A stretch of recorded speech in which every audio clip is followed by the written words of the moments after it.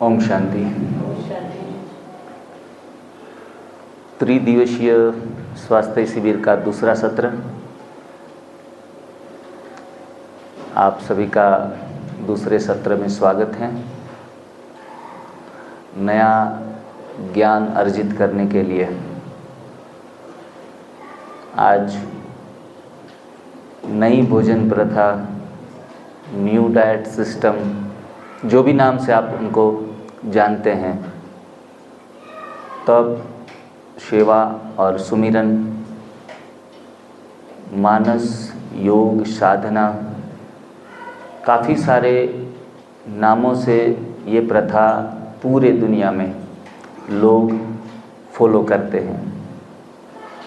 भले ही कोई चिकित्सा पद्धति या किसी भी प्रकार की ट्रीटमेंट न होने के बावजूद भी लोगों की बीमारियां बहुत सहजता से दूर जा रही हैं। वो चाहे सामान्य रोग हो और चाहे क्रोनिक या डिजीज़, ऑटोइम्यून, कोई भी प्रकार के रोग हों, ये सारे रोग से मुक्ति का और दुखों से निवृत्ति का ये सुंदर मार्ग है। तो इस प्रथा में आप सभी का बहुत हार्टली स्वागत करते हैं। आपके जज्बे को, आपकी हिम्मत को सलाम करते हैं। महान से महान लोग भी सब कुछ त्याग कर देते हैं, लेकिन भोजन का त्याग कर पाने में वो बहुत पीछे हट जाते हैं। तो आपने ये बहुत सुंदर काम और हिम्मत बताई है जो शरीर को संपूर्ण निरोगी रखने के लिए, इसलिए सभी को सलाम, नमस्ते। आज जानेंगे एनीमा के विषय में डीप में कि व्हाट इज़ एनीमा, रियल में ये एनीमा चीज़ क्या है, उसकी हिस्ट्री हम पूरा पहचानेंगे। What is the benefits of enema, how to use enema, enema की हिस्ट्री में कब से शुरू हुआ है, कौन कौन सी चिकित्साओं में किस किस प्रकार से एनीमा लिया जाता है, किस पोजीशंस में एनीमा लिया जाता है, एनीमा में करने में, संजीवनी प्रक्रिया करने में कौन सी सावधानियां रखनी चाहिए, सारी चीज़ों का हम आज आपके साथ वार्तालाप करेंगे।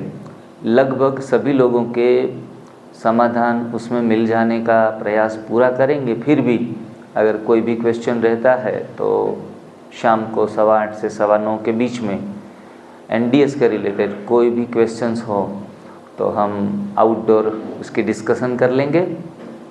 इससे पहले यहाँ जो लोग बैठे हैं उसके जीवन में काफ़ी सारी समस्याएं और बीमारियों से उसने कुछ न कुछ फाइट की है, तो एनडीएस से इन शॉर्ट में थोड़ा बता देता हूँ कौन कौन सी बीमारियाँ जाती हैं, तो इनसे आपको हौसला मिलेगा। Benefits of new diet system, how many disease cured by new diet system, ABCD लेंगे। पहले स्टार्ट करेंगे ए से, तो एनडीएस से एंग्जाइटी ख़त्म होती है। यहाँ हर प्रकार के तकलीफ़ वाले लोग बैठे होंगे, मतलब किसी को क्वेश्चन पूछने की ज़रूरत ही नहीं पड़ेगी कि मुझे थोड़ी बहुत एंग्जाइटी रहती है तो मैं इसमें क्या करूं, किस तरीके से फॉलोअप लूं। फॉलोअप सभी का एक ही प्रकार का है, मतलब ये पूछने की आवश्यकता कतई नहीं रहेगी कि हम किस प्रकार से फॉलो करें। एक पूरा सब्जेक्ट भी चलाएंगे कि किस किस प्रकार से हम फॉलोअप ले सकते हैं। लेकिन बीमारी चाहे अनेक, फॉलोअप एक ही है, वो सुबह से लेकर शाम तक का शेड्यूल एक ही रहेगा। तो उसमें एंग्जाइटी ऑलमोस्ट चली ही जाती है। शरीर में ऑटोफेजी वो क्रिएट होती है। ऑटोफेजी मतलब शरीर अपने टिश्यू जो भी हैं, गलत रोग देने वाले सेल्स, वो सारी चीज़ों को शरीर खुद ब खुद खा लेता है, उनको ऑटोफेजी कहेंगे। जो भी लोग डीप में इस सब्जेक्ट में गए हैं उनको पता है, ये भी अपने आप में एक बड़ा सब्जेक्ट है ऑटोफेजी। तो डिटेल में चर्चा नहीं करेंगे, लेकिन थोड़ा थोड़ा ऊपरी देखेंगे कि ये सारी चीज़ों का फ़ायदा मिलेगा। आगे ऑटो इम्यून डिजीज़ जो भी हैं, जैसे सोराइसिस हैं, ऑटो इम्यून डिजीज़ हैं कि जो अपने आप ही वो जनरेट होता रहता है, इनको हम क्योर नहीं कर सकते, ऐसा मेडिकल साइंस में कहा जाता है। तो ऐसे ऑटो इम्यून डिजीज़ भी एनडीएस से जाते हैं। मतलब बैठे हैं यहाँ सामने, तो किसी भी प्रकार की द्विधा रखनी नहीं है कि मेरा तो ऑटो इम्यून, डॉक्टर ने तो ऐसा बोला है, ये रोग तो जाने वाला नहीं है, इनकी तो सिर्फ और सिर्फ दवाइयाँ ही पूरे जीवन खानी पड़ेगी। ऐसी कोई भी बात नहीं है एक्चुअल में। जो आप अपने लाइफस्टाइल को चेंज करेंगे, जीवन जीने की जो कला है वो परिवर्तन करेंगे, जितना भी यहाँ से डायरेक्शन दिए जाते हैं वो फॉलो कर लेंगे, आपके ऑटो इम्यून डिजीज़ कोई भी हो चले जाएंगे। एंटी एजिंग फैक्टर मतलब ये सिस्टम फॉलो करने से आपकी उम्र दिन ब दिन छोटी होती जाएगी। मतलब आप 80 के हैं तो 70 के 60 के लगोगे, 60 के हैं तो 40 के लगोगे। मतलब इनसे बुढ़ापा कोसों दूर रहता है। मतलब बुढ़ापा किसको पसंद है, किसी के ऊपर डिपेंडेंसी। तो एंटी एजिंग फैक्टर एज को टोटली रिड्यूस करता है। तो ये भी अपने आप में फ़ायदा आपको देखने को मिलेगा। देखो, काफ़ी सारे प्रश्न आपके दिमाग में जितने भी उठ रहे हैं वो शायद मैं प्रयास करूंगा कि कल के शाम तक यहाँ से जो भी बोलूँगा तो अपने अपने समाधान शायद मिल जाए। 90%, 10% क्वेश्चन रहेंगे। अल्जाइमर डिसऑर्डर, उम्र बढ़ते ही हमें भूलने की बीमारी आ जाती है। तो इसमें भी आपको 100%, 110% फ़ायदा मिलेगा। और इसमें एनीमा का रोल भी अहम है। मतलब मेमोरी पावर भी बढ़ेगा, अल्जाइमर चला जाएगा। इसमें मैं जो डिजीज़ गिनवा रहा हूँ उसके अतिरिक्त भी कोई डिजीज़ हैं वो भी जाएंगे। मतलब ऐसा नहीं है कि ये डिजीज़ का सर ने नाम नहीं लिया। फिर है आर्टरीज प्रॉब्लम, जिनको हार्ट ब्लॉकेजेस हो गए हैं। तो हार्ट ब्लॉकेजेस भी 100% क्लियर होते हैं एकदम। चलने में तो कोई दिक्कत नहीं आएगी हार्ट के पेशेंट को, लेकिन वो दौड़ भी लगाएंगे और पर्वत भी चढ़ सकेंगे, इतनी एनर्जी उसके अंदर आ जाती है। दूसरा जो स्पिरिचुअल हैं उनकी ओरा क्लीनिंग, उसके लिए एनडीएस सबसे बढ़िया है, सबसे बेस्ट है। आपकी ओरा इतनी दिन ब दिन डिवाइन होती जाएगी, एक्सपांड होती जाएगी कि आप कल्पना भी नहीं कर सकोगे कि देखो हमारी ओरा, हमारा आभा मंडल इतना प्रभावशाली और शक्तिशाली बन गया। ओरा में कोई भी नेगेटिविटी हो, प्राकृतिक भोजन लेने से सारे ब्लॉकेजेस दिन ब दिन ख़त्म होते जाएंगे। अभी देखेंगे बी। ए के ऊपर सारे टॉपिक्स देख लिए, बी के ऊपर बैलेंस वात, पित्त एंड कफ। आयुर्वेद में कहा जाता है रोगों का कारण वात, पित्त और कफ का बिगड़ना। तो इस पंच तत्व आधारित न्यू डाइट सिस्टम को फॉलो करने से हमारे वात, पित्त और कफ तीनों चीज़ें बैलेंस होती जाएगी। कोई मुझे पूछेगा कि सर मुझे वायु का प्रकोप बहुत रहता है, इसके लिए मैं क्या करूं? मुझे कफ दोष हैं तो उसके लिए मैं कौन सा डाइट लूं? देखो, ये सारी चिकित्सा पद्धतियों में ऐसे क्वेश्चन होते हैं। यहाँ ऐसी कोई क्वेश्चन पूछने को कोई जगह ही नहीं बचेगी, क्योंकि दूसरी चिकित्साओं के अंदर आप घी खाओ, दूध खाओ, छाछ पियो, सारी चीज़ें अलाउ है। इनके कारण वात, पित्त, कफ बिगड़ता है और इसके लिए हम अतिरिक्त कोई प्रयास हमें जोड़ना पड़ता है।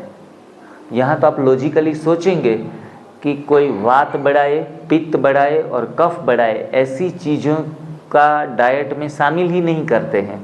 तो जिनके कारण कोई अलग से कोई ट्रीटमेंट या स्पेशल डाइट देने की ज़रूरत नहीं है। बैलेंस वात, पित्त एंड कफ अपने आप ही रीसेट होते जाएंगे, उनके लिए प्रयास छोड़ने की ज़रूरत नहीं है। हमारे दिमाग में इतना सारा ज्ञान भरा है तो ये सारी चीज़ें बाहर निकलती है और इसमें फालतू टाइम बर्बाद होगा। थोड़ा स्वचिंतन करके अपने अंदर उतर के आप ही अपने आप से प्रश्न पूछेंगे कि देखो, हम तो जीरो ऑयल जीरो बॉयल की बात करते हैं, न रहेगी बांस न बजेगी बांसुरी। ये तो सारी चिकित्साएं हम जिस चिकित्सा में गए हैं उसमें हम अपनी लाचारी और मानसिक दुर्बलता होने के कारण सारे हथकंडे अपनाने पड़ते हैं। 4-5 रोटियां पराठे खाकर फिर बोलो कि आप थोड़ा सुबह 5 किलोमीटर वॉक कर लो। जब गलती कर रहे हैं तो गलती का परिणाम कम से कम आए, इसलिए दूसरे हथकंडे अपनाने पड़ते हैं। यहाँ तो नो एक्सरसाइज, नो मेडिसिन्स, कुछ भी तामझाम करने की ज़रूरत नहीं पड़ेगी, क्योंकि रूट के ऊपर काम हो रहा है। पत्रम पुष्पम फलम तोयम, ये श्लोक तो सब जानते हैं, कितनी बार सुना होगा, भगवत गीता में कहा गया है। लेकिन ये भगवत गीता का ये छोटा सा श्लोक अपनाने में हमने सालों गुजार दिए। हम अतिरिक्त भी दूसरा भोजन बहुत अच्छे तरीके से करते आए, और कोई कहेगा अनाज छोड़ना है, ये छोड़ना है, घी तेल छोड़ना है, तो हम वहाँ लाचार हो जाते हैं। इसलिए दूसरे जो भी लोग हैं चिकित्साओं में, कोई एक्यू प्रेशर करेगा, आपका पॉइंट दबाएगा कि शोल्डर पेन हो रहा है, फ्रोजन शोल्डर है, फ्रोजन शोल्डर है, तो फिर उसके लिए अलग से आपका पॉइंट दबाएगा और हमें बहुत मज़ा आता है कि चलो ये तो काम हो गया। लेकिन ऐसी गलती ही क्यों करें कि जिसके कारण हमें किसी भी प्रकार के पॉइंट्स लेने पड़े, एक्यू प्रेशर करना पड़े या एक्यूपंक्चर करना पड़े। आप अच्छे तरीके से पेट भर के दाल चावल खा लिए, दाल का काम है वायु को जनरेट करना। देखो 25 साल तक ठीक है, जो भी गलतियां कर ली, क्योंकि हमारा मशीन्स हैं वो एकदम पावरफुल और स्ट्रॉन्ग रहता है। नई नई गाड़ी जब हम परचेस करते हैं तो गलत रास्तों के ऊपर, उबड़ खाबड़ रास्तों में भी बढ़िया अच्छे तरीके से चलती है, इंजन खराब नहीं होता। इनका मतलब ये नहीं कि ऐसे ही रास्तों पर चला लिया जाए, लेकिन एक वक्त ऐसा आता है नई गाड़ी भी जवाब दे देती है। तो 25 साल तक बड़े मज़े से हमने कितनी प्रकार की दालों का आस्वाद ले लिया, चावल भी बढ़िया होश से खा लिए। कोई कहता सर गेहूँ तो नहीं खाना है तो थोड़ा चावल ले लें, ये हमारी मानसिक कमजोरी का परिणाम है। हम अनाज के आदी हो गए हैं, इसलिए लाचारी में भीख मांगते हैं कि चावल खा लें। एक बार अनाज छोड़ के हम देखेंगे तो चमत्कार होने दिन ब दिन शुरू हो जाएंगे। वो चाहे शारीरिक तल के ऊपर हो, वो चाहे मानसिक तल के ऊपर हो, आध्यात्मिक तल के ऊपर हो, बहुत आसान हो जाएगा।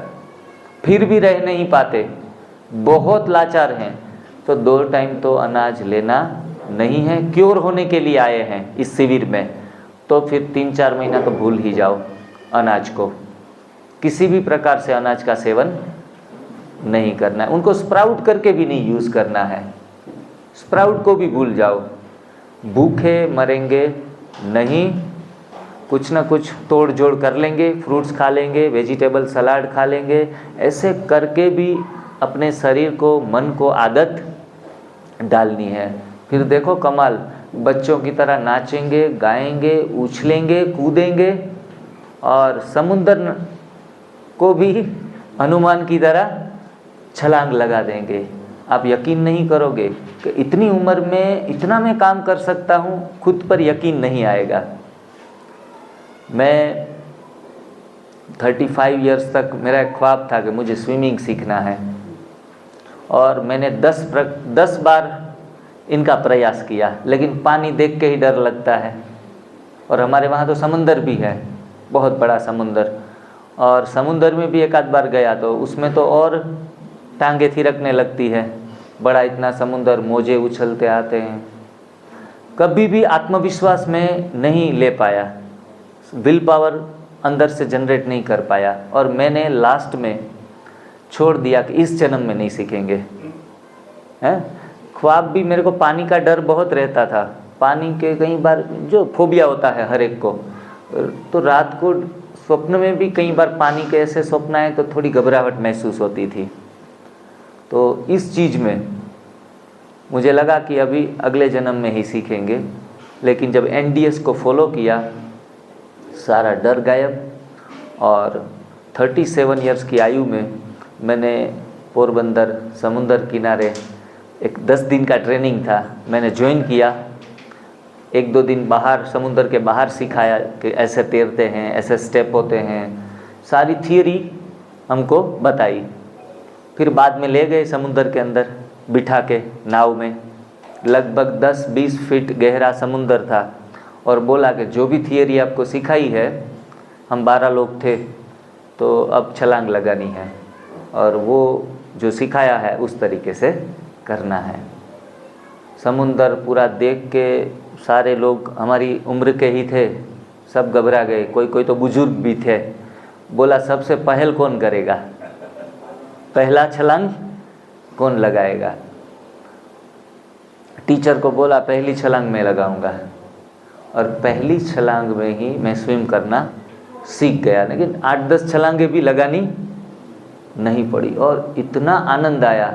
और समुंदर में नहाने की तो और मज़ा है। आज हमारे डिटॉक्स सेंटर के ऊपर जो भी लोग आते हैं ना, हम उनको समुंदर में लेके जाते हैं। वो बोलता है नहीं पानी में बहुत डर लगता है, समुंदर में तो खास करके नहीं जाएंगे, वो मैं खींच के अंदर लेके जाएगा। लेकिन वहाँ आने वाले लोग वो भी बहुत मज़े से उनको वो लाइफ जैकेट पहना देते हैं, मतलब स्विमिंग नहीं आती हो तो भी कोई खतरा नहीं, और इतना मौज करके जाते हैं, और लास्ट में ठीक होके भी जाते हैं और कहते हैं कि हम यहाँ ट्रीटमेंट लेने नहीं आए हैं, हम तो यहाँ पिकनिक करने आए हैं। महसूसता ऐसी होती है कि जैसे पिकनिक करने आए हैं और ठीक होके जाते हैं। जीवन के हर एक अनुभव को हम किसी भी उम्र में कोई भी अनुभव को पा सकते हैं। ये NDS का कमाल है, NDS का जादू है, जादुई चिराग है। समझो, आप कहोगे कि ये चाहिए तो NDS कहेगा हुक्म मेरे आका, कुछ भी देने के लिए मैं तैयार हूँ। सर्व सुखों की प्राप्ति कराने का ये मार्ग है। मैं एक अच्छा रेकी हीलर था, दूसरों के कैंसर तक में मैंने हीलिंग की थी। आप दूर बैठे हैं, मैं यहाँ बैठा हूँ, देखो मैं 5 मिनट आपको रेकी हीलिंग करवाई। इस एनर्जी से मैंने काफ़ी सारे लोगों को कैंसर से भी बाहर निकाला। लेकिन सामने वाले का डाइट सही है और वो स्वयं नियंत्रण में है, वो रोगों से बाहर निकलता जा रहा था। मैं दिन ब दिन रोगों के अंदर फंसता जा रहा था। मुझे लगा एक दूसरे रोगियों को ठीक करने वाला इंसान खुद ही कहाँ फंस गया है। लेकिन मेरा डाइट बिल्कुल ही गलत था, और मैं समझ रहा था कि मेरे जैसा डाइट किसी का नहीं है। सुबह उठो, अमृत वेला करो, मुरली क्लास सत्संग में जाओ, आकर 8:30 बजे राजा जैसा नाश्ता करो।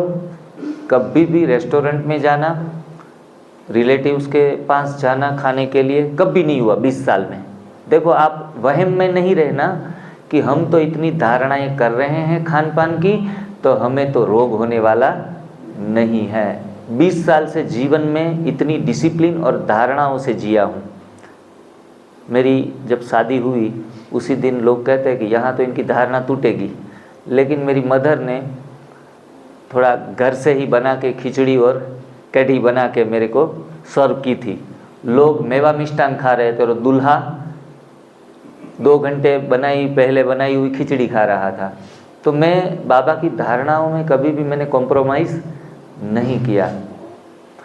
सुबह हेल्दी नाश्ता, सेंटर पे भी नाश्ता करता था, वो भाखरी पराठे, उसके ऊपर मक्खन डाल के, चाय, अदरक वाली चाय फर्स्ट क्लास, खुशबू आए तो भी दिल मचल जाए, ऐसी चाय के साथ भाखरियाँ, सुबह सुबह अचार, पापड़, हाँ, नाम लेंगे तो भी थोड़ा मन करेगा, अभी 1.5 दिन से तो कुछ देखा नहीं। और सेंटर में तो सभी प्रकार 3-4 प्रकार के तो आचार रहते थे, और मैं इतना मौज से मज़े से खाता था, बात मत पूछो, और आनंद भी इतना आता था। बाबा के घर में तो क्या किसी भी बात की कमी नहीं। और 58 मेरा वजन था, 58 कन्वर्ट इनटू 98,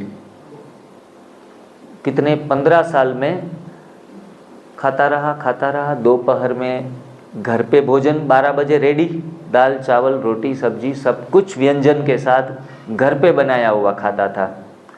रात को भी 7 बजे, तो 7 बजे से पहले मैं भोजन कर लेता था। 3 बार अच्छे तरीके से शुद्ध घी, शुद्ध तेल, सारी चीज़ें 1 नंबर।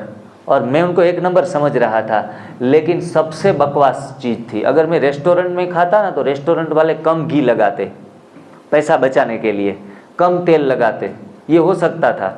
लेकिन बीबी और माता जी, सबसे सर्वविनाश हमारा शरीर का होता है खुद के लोगों से ही।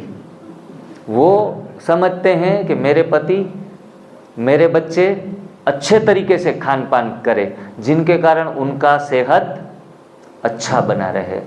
और घी भी हमारी सेहत के लिए पूरा खतरा है, तेल भी खतरा है। और गेहूं की रोटियां, गर्मा गर्म रोटियां फुलके, ये जो खिलाने की आदत रहती है कि चल खा ले, एक और खा ले, तो ये प्यार विवेक के बिगर का प्यार है, और वो इंसान को ख़त्म कर देता है।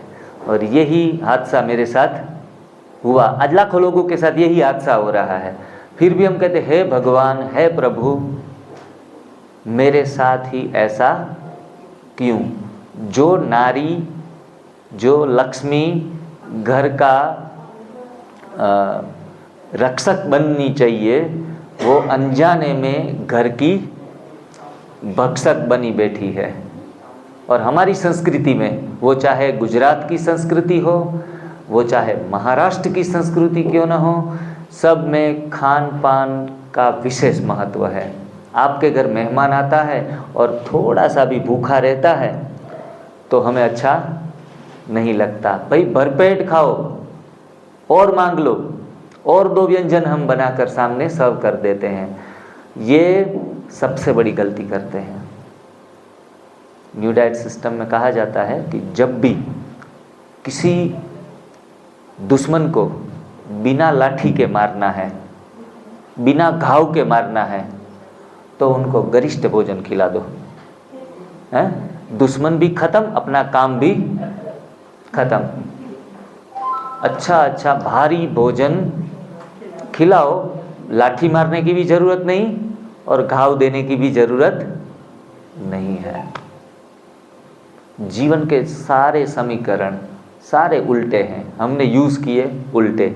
इनके कारण ही आध्यात्मिक होते हुए भी हम बीमार हुए हैं, लाचार हुए हैं। और बीमारी आना, बीमार होना, ये कोई अच्छे लक्षण नहीं है, ये बड़े शर्म की बात है। बीमार होना बड़े शर्म की बात है, ये हमारी गलतियों का सूचक है। हमने बहुत सारी गलतियां की, उनका भुगतान तो भुगत रहे हैं। कहते हैं भोग से भोगना हटे, भोग से भोगना हटे। कौन सा भोग? मतलब परमात्मा को देना, अपने जीवन का जो भी है हिस्सा उनको प्रभु चरण में अर्पित करना, सामाजिक कार्यों में लगाना, इनको कहते हैं भोग लगाना। देखो हम अपने हिस्से का धन है वो किसी भी संस्थान में भोग लगाने के लिए देते हैं, अच्छे कार्यों के लिए, तो इनको कहा जाता है भोग लगाना। और हमारे हिस्से का कुछ भी तन मन या फिर धन जब दूसरों को देते हैं तब हमारी भोगनाएं खत्म होती है। ये 100% सही है। लेकिन भोग खुद को लगाना वो हमारी भोगनाओं को 2 गुना बढ़ाता है। 1 बार 2 बार 3 बार खा के भी हम संतुष्ट नहीं हुए तो फिर दूसरी 2 बार बढ़ा दिया। लोग कहीं देखते हैं 5 बार भी खाने में पीछे नहीं हटते। 4 बजा, चलो कुछ स्नैक्स ले लो, आलू टिक्की ले लो, ये ले लो, थोड़ी आलू चिप्स बना दो, कुछ चाय के साथ, कॉफ़ी के साथ, तो दूसरी 2 बार भी हम थोड़ा सा हल्का नाश्ता भी ले लेते हैं। और जीवन का मज़ा उसमें ही हम ढूंढ रहे हैं जहाँ मज़ा है नहीं। ये मौज नहीं है, ये तो जीवन के ऊपर बोझ है। फिर भी हम गलत दिशाओं में खुशी आनंद ढूंढ रहे हैं, खाने में ढूंढ रहे, लेकिन खाने में खुशी नहीं है। खाना है सिर्फ जीवन को जीने के लिए, लेकिन हम खाने के ऊपर ही अटेंशन दे रहे हैं। कोई मेहमान आए तो पत्नी को बोलते हैं, देखो भारिया भाग्यवान, आप आज हमारी इज्जत जानी नहीं चाहिए, खाना तगड़ा होना चाहिए, मस्त होना चाहिए, सामने वाले खुशी से झूम उठें। मतलब ये सरासर खुद के साथ भी नाइंसाफ़ी, आने वाले के साथ भी नाइंसाफ़ी कर रहे हैं। अगर कोई कहे मेरा उपवास है, मुझे आज एक टाइम ही खाना है, तो हम सिकुड़ जाते हैं, अरे भाई क्या उपवास, अगले सोमवार को रह लेना उपवास, आज आए हैं मेहमान बन के, खा के जाओ, इंजॉय करो। अरे खाने में इंजॉय नहीं है, खाना तो इंजॉय को ख़त्म कर देगा आपका। इसलिए किसी ने खूब कहा है कि खाना आदमियों द्वारा खाया नहीं जाता, खाना आदमियों को खा जाता है। खाना, देखो शब्द में ही ना पीछे लिखा है, खा ना। फिर भी हम जितना भी मिले जो बैठा जपे, और जितना भी मिले खपे। किसी को ना नहीं बोलना चाहिए, बड़े प्यार से कह रहे हैं भाई थोड़ा ले लो, हैं, तो ना कहना सीखना पड़ेगा। खाना शब्द ही हमें ना कहना सिखाता है कि भाई बस बहुत हो गया, अब नहीं खाएंगे। इसके ऊपर सेल्फ कंट्रोल लाना पड़ेगा, तभी सेहत की प्राप्ति होगी। बी के ऊपर हम देख रहे थे, ब्रेन फंक्शन इम्प्रूव होता है। देखो आज सारे प्रश्न भी मैं समाप्त कर दूंगा कि सर ये होगा, मेरे ब्रेन में थोड़ा तकलीफ़ है, खून नहीं पहुंच रहा है, याददाश्त कमज़ोर हैं, तो प्लीज़ आज पूरा लेक्चर अच्छे तरीके से सुन लीजिए, जिनके कारण आपके प्रश्न समाप्त हो जाए। कई बार मैं प्रश्न सुन के व्यक्तिगत आंसरिंग करता रहता हूँ ना, तो कई बार रात होते होते यहाँ टेम्परेचर थोड़ा हाई हो जाता है। एक ही बात हर एक को बतानी पड़ती है, करना तो एक ही है, किसी के लिए अलग फॉर्मूला तो है नहीं हमारे पास। तो जो भी तकलीफ़ें हैं सब में इम्प्रूवमेंट आएगा। ब्लड प्रेशर पूरा ख़त्म होगा। ब्लड प्रेशर के, कोई भी लो ब्लड प्रेशर हो या हाई हो, वो सारा एकदम से जाएगा। जब डिटॉक्स होगा शरीर से सारा कचरा निकलेगा। बैड हैबिट्स कोई भी हो सारी जाएगी। जब गट क्लीन होगा, आंतें साफ होगी, तो हमें ये परिणाम अच्छे तरीके से मिलेगा। हमारे यहाँ लोग आते हैं, नॉनवेज बहुत खाते हैं, शराब पीते हैं, फिर कहते हैं सर शराब पीने के लिए बंद करने के लिए आप थोड़ी तरकीब बताओ। मैंने कहा कोई तरकीब नहीं है, अंदर से गट को साफ करो, नेगेटिविटी सारी बाहर निकल जाएगी। When your gut is clean, mind is open, सारी सोच हम चला पाएंगे, कंट्रोल अपने आप आएगा। गट को साफ करो। नॉनवेज छूटता नहीं है, तो हम कहते हैं भाई छोड़ना भी नहीं है, अपने आप छूटेगा। एनडीए से अपने आप सारी चीज़ें छूटती है। कोई कहेगा सर 7 साल से अनाज नहीं खा रहे, हम तो कब उस स्थिति को प्राप्त कर सकेंगे। लेकिन मेरे से भी ज़्यादा उम्र वाले यहाँ बैठे हैं, लेकिन आपसे थोड़ी कम उम्र में भी मैं ये अचीवमेंट ले लिया। मुझे लगा, मैं जब शुरू किया था तब सोचा नहीं था कि मेरे को अनाज छोड़ना है। इसमें तो रात को खाने की छुट्टी है, और बड़े मौज से मैं रात को शुरुआत के दिनों में बहुत खाया, और रात की मैं समय की राह देखता था। अरे 7 बज गए, अब मौज है, अब बनाओ रोटियां, जो भी अच्छा अच्छा व्यंजन है वो बनाओ। एक टाइम कम से कम मैं राजी था, मेरा वजन भी गिर चुका था, और एक टाइम बड़े मज़े से भी खा रहा था। और 2 टाइम छोड़ने से ये फ़ायदे हुए थे। और मैं समझता, देखो शाम को अच्छे तरीके से खा लिया ना, इसलिए ठीक ठाक चल रहे हैं। लेकिन अपने आप ही स्वनियंत्रण आता जाएगा, गलत चीज़ों का सेल्फ रियलाइजेशन होता जाएगा, और सारी चीज़ें छूटती जाएगी। आज के दिन में न तेल एक बूंद लेते हैं, न शक्कर लेते हैं, न नमक लेते हैं, न अनाज लेते हैं, कुछ भी नहीं, कुछ भी नहीं। ये अचीवमेंट लाने के लिए काफ़ी समय प्रयास लगाना पड़ा। एक दिन की बात नहीं है। Rome was not built in a day. एक दिन में कोई हम बड़ी इमारत खड़ी नहीं कर पाते। आज तो हमने एक पहला कदम भरा है, लेकिन चलते रहेंगे, चलते रहेंगे, पाते रहेंगे। देखो प्राप्तियाँ होंगी ना, तो इस विषय में हमारा इंटरेस्ट बढ़ेगा। आपको अभी मानो कि प्राप्ति ही कुछ नहीं हुई, पुरानी बीमारियों में चल रहे हैं, तो वो उत्साह, सेल्फ जो मोटिवेशन है वो नहीं मिलेगा। लेकिन जब एक बार आपका वजन कम होता है या बीमारियां में आपको लाभ मिलता है, तो आपको कहने की ज़रूरत नहीं पड़ेगी। आप अपने YouTube पे सर्च करवा लेंगे कि डिवाइन लाइफस्टाइल NDS किधर है। मैंने भी ऐसे ही NDS लिख के YouTube पे काफ़ी चैनल सर्च करवा ली, थोड़ा फ़ायदा मिला ना 15 दिन में। सारी YouTube चैनलों को मैं कमरे में बंद करके 2 महीना स्टडी किया, क्योंकि मुझे फ़ायदा मिला। नहीं, बात सही है, अब इन पे विश्वास किया जा सकता है। 2 महीना अध्ययन ही करता रहा, सारी चीज़ें, रात को सोने से पहले भी वो, उठने के बाद, मुरली सुनने के बाद भी वो चैनल है। लोगों के प्रतिभाव, लंबे लंबे लेक्चर, 2.5 घंटे के लेक्चर में चलाता रहता था, क्योंकि मुझे फ़ायदा मिला था। कई लोग कहते सर आपके 1.5 घंटे के लेक्चर कौन सुनेगा।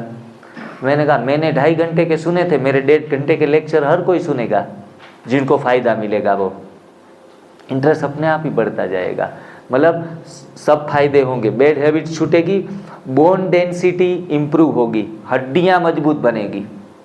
मेरा 2 बार एक्सीडेंट हुआ, बुलेट से गिर गया, पूरा बुलेट मेरे बदन पे आ गया। उन दौरान भी मुझे हड्डियों में फ्रैक्चर नहीं हुआ। हमारी बीना बहन है, एक बार ट्रिपल में जा रहे थे और गिर गए। एक मोटी लड़की उनके ऊपर पड़ी और उनके ऊपर स्कूटर पड़ा। मुझे लगा कि आज बीना बहन ख़त्म हो गई, काम तमाम।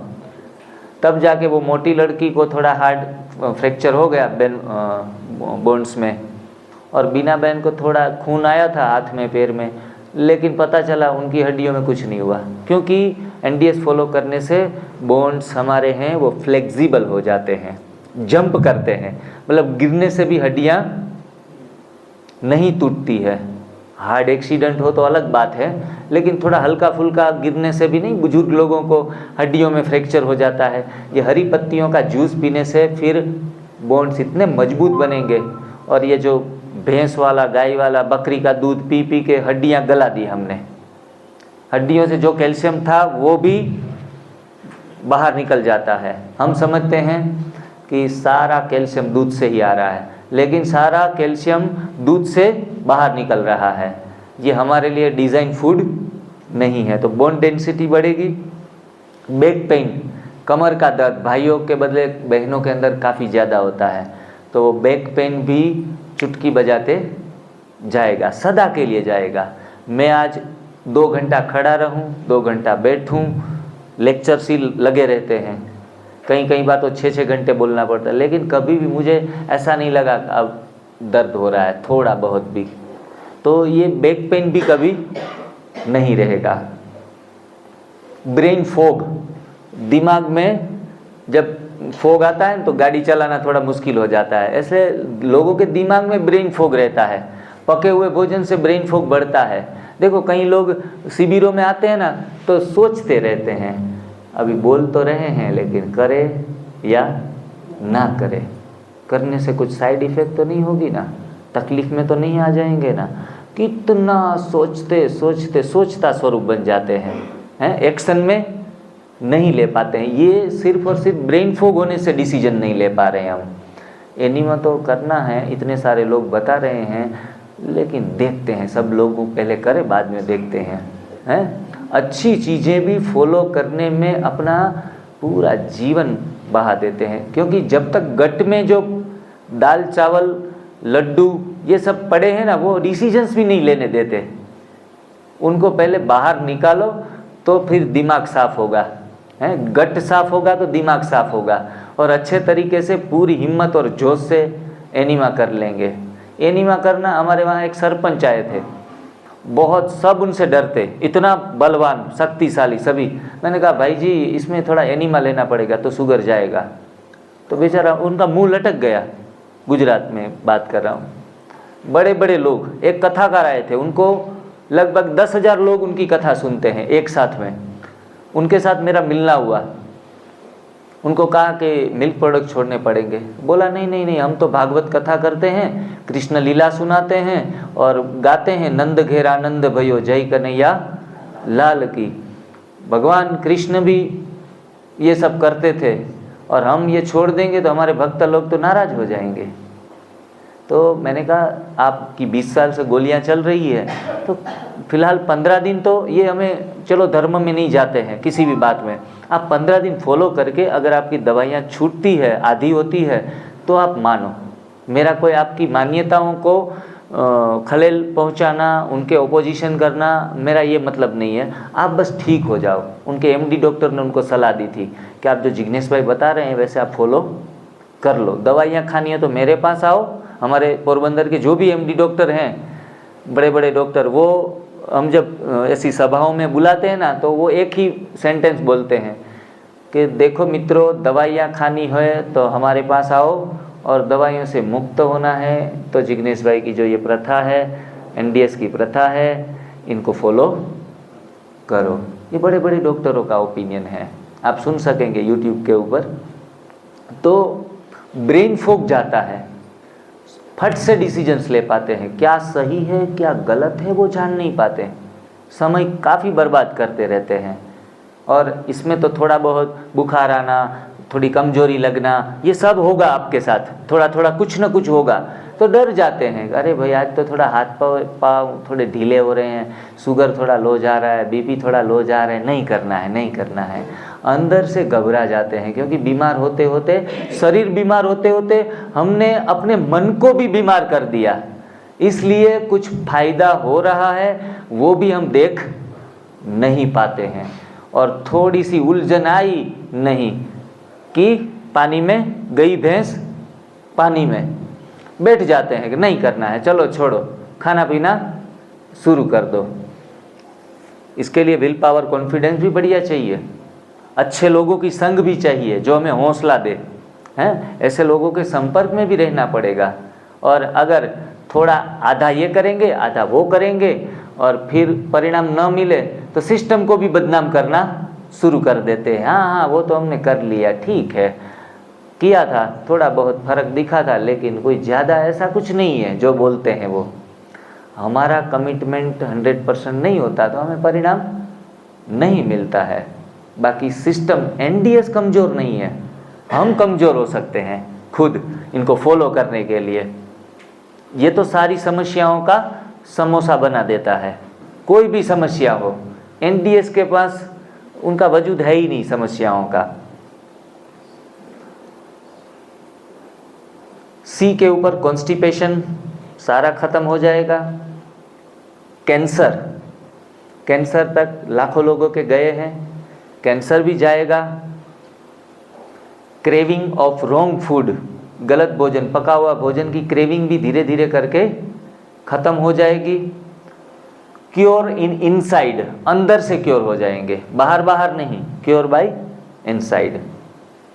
सेलिबेसी, मतलब जो स्पिरिचुअल अपना अपलिफ्टमेंट करते हैं उनके लिए ब्रह्मचर्य की पालना करना बहुत सहज हो जाएगा, सारे संस्कार यहाँ से खत्म होते जाएंगे। कनेक्ट टू द नेचर, प्रकृति से हमारा लगाव, हमारा जुड़ाव और भी स्ट्रॉन्ग होगा। मैं कई बार जब एक ध्यानी लोग हो गए, उनका नाम मैं भूल गया, वो झाड़ पान से बातें करते थे और कहा जाता था कि पान अपनी कैरेक्टरिस्टिक, उनकी गुण धर्म उनको बोल देते थे कि मैं इस बीमारी में काम आने वाला हूँ। इतना कनेक्ट थे नेचर के साथ, तो सारे हमारा जुड़ाव भी नेचर के साथ होता जाएगा, हमें उसमें ही मज़ा आने लगेगा।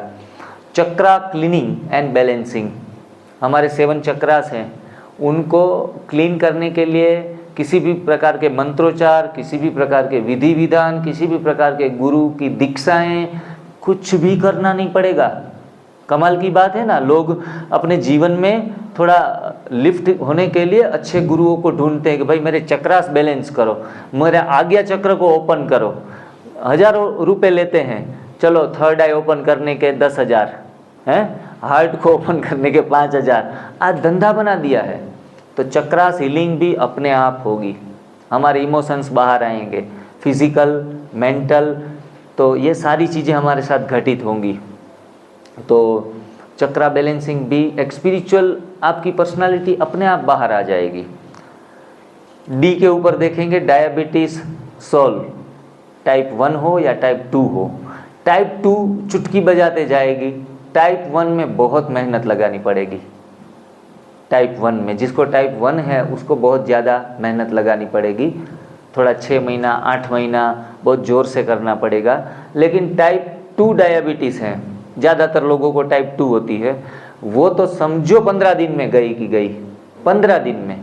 शुगर पेशेंटों को शुरुआत के दिन में 1-2 दिन में भले साथ में दवाइयाँ जोड़ के रखे या इंसुलिन जोड़ के रखे, बाद में गलती नहीं करनी है, इंसुलिन भी लेते रहो, दवाइयाँ भी लेते रहो, एनडीएस भी फॉलो करते रहो, मॉनिटरिंग करना है। जैसे ही कंट्रोल में आता है दवाइयाँ जल्दी से जल्दी बंद करनी पड़ेगी, वरना ऐसा होगा कि बीपी नीचे चला जाएगा, शुगर नीचे चला जाएगा। एक तरफ तो आप कुछ शरीर को दे नहीं रहे हो, वो तो डॉक्टर कहते हैं कि सुबह नाश्ता करो, उनसे पहले गोली खाओ। उनको पता है कि रोटी और चाय पिएंगे तो शुगर फ्लक्चुएट होगा, तो उनके पहले सावधानी गोली ही दे दे कि जो फ्लक्चुएट होगा उनको कंट्रोल करने के लिए गोली। अभी सुबह तो हम भूखे रह रहे हैं भिखारी की तरह, तो शुगर ऊपर जाने का थोड़ा चांस नहीं रहेगा। और जो लोग डायबिटीज़ से पीड़ित हैं, किसी ने मुझे प्रश्न पूछा कि भाई साहब उपवास भी किया फिर भी 400 रहता है शुगर, क्यों? क्योंकि पुराना माल बैंक बैलेंस पड़ा है हाथों में, वो बैंक बैलेंस आपको ये रिफंड दे रहा है आपको, है? अच्छी एफडी है तो हर महीने कुछ ना कुछ इंटरेस्ट आता रहेगा।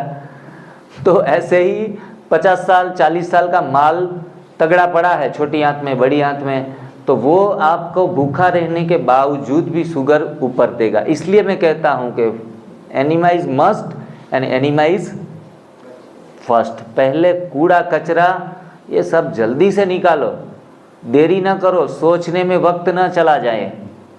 कोई कहता है ये आइसक्रीम भैया कैसे बनी है, किसी आइसक्रीम की दुकान पे जाके पूछो वो आपके लिए कौन तैयार रखा है, इसमें कौन सा क्रीम लगाया है, इसमें कौन सा दूध इस्तेमाल किया है, और साथ में काजू बादाम डाले हैं कि नहीं डाले हैं, कितनी सारी उसके साथ क्वेश्चन आंसरिंग करते रहेंगे आधा घंटा, तो होगा यूँ कि आइसक्रीम पिघल जाएगी। इतना सारा बता रहे हैं तो ज़्यादा प्रश्नों में उलझते रहेंगे ना कि ये मेरे दिमाग में नहीं बैठ रहा है, ये जब कन्विंस होगा ना तो मैं करूँगा, बाकी मेरे को ऐसे ही आग में हाथ नहीं डालना है।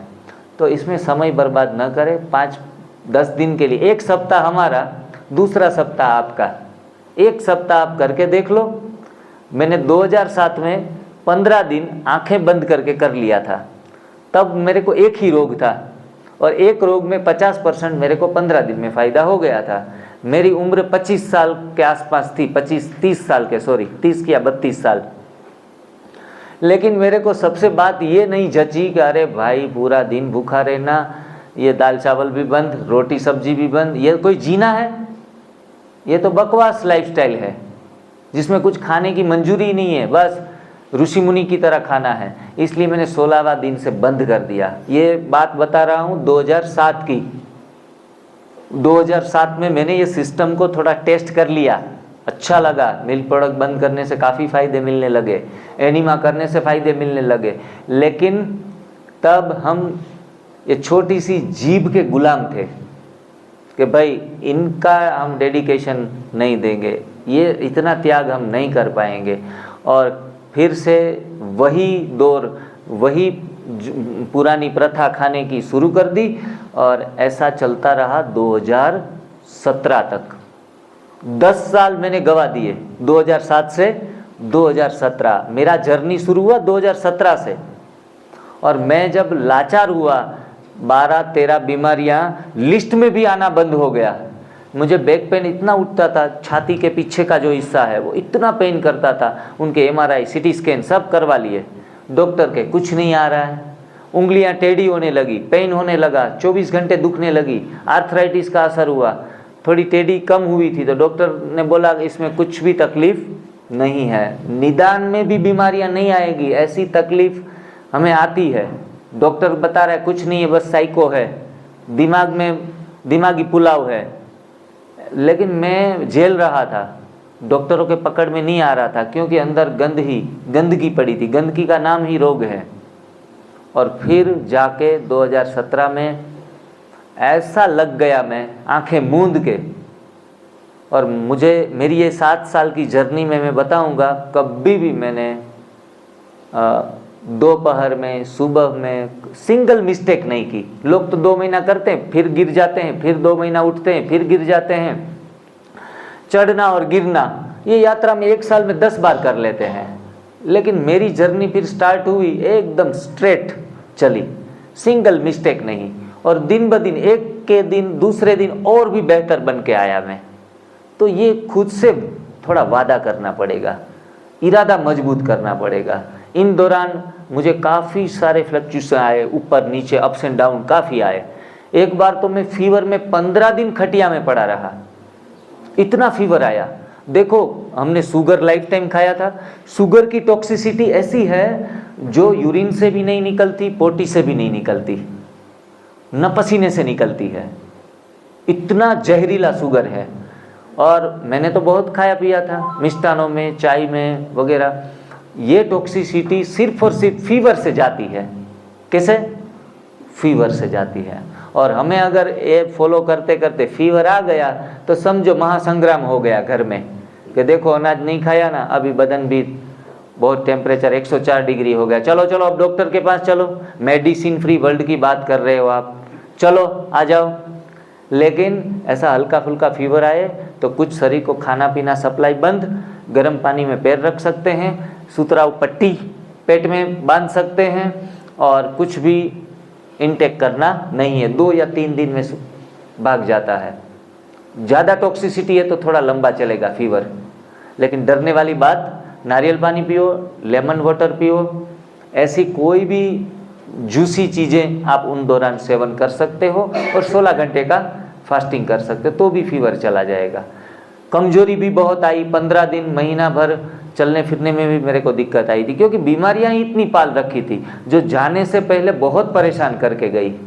इनको कहेंगे रोग का उभाड़। रोग का उभाड़ अगर बहुत गहरी बीमारी है तो आ सकता है, डरने वाली बात नहीं है, पीछे हट नहीं करना है।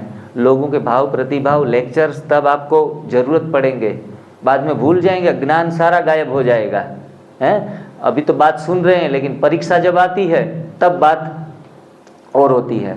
अभी हम सिरसा सेंटर पे गए थे, तो वहाँ एक दीदी को शुरू किया है उसने NDS फॉलो करना।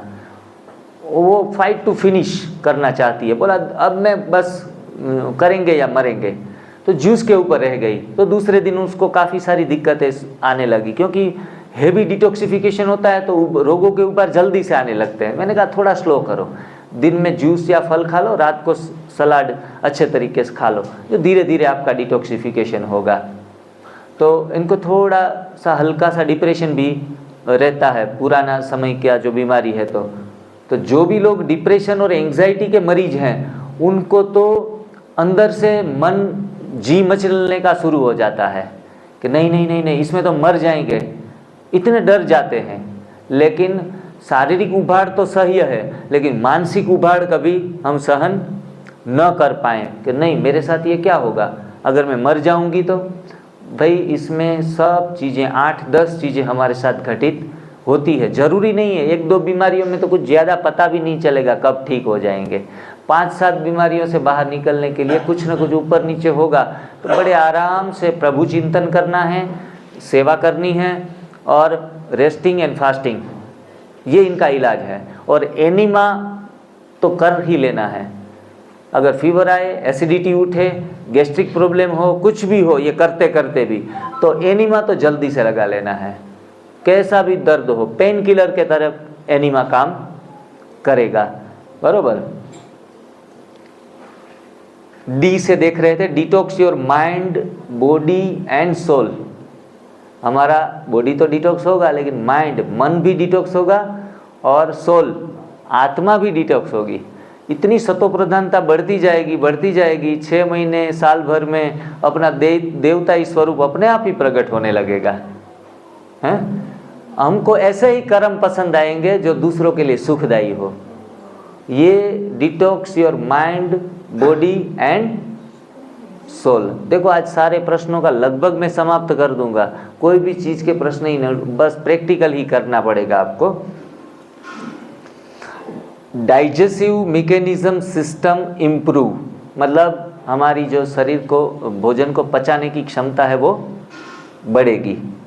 डिप्रेशन कैसा भी हो चला जाएगा। हमारे यहाँ डिटॉक्स सेंटर के ऊपर 18-20 गोलियां खाने वाले डिप्रेशन के पेशेंट कभी कभी आते हैं।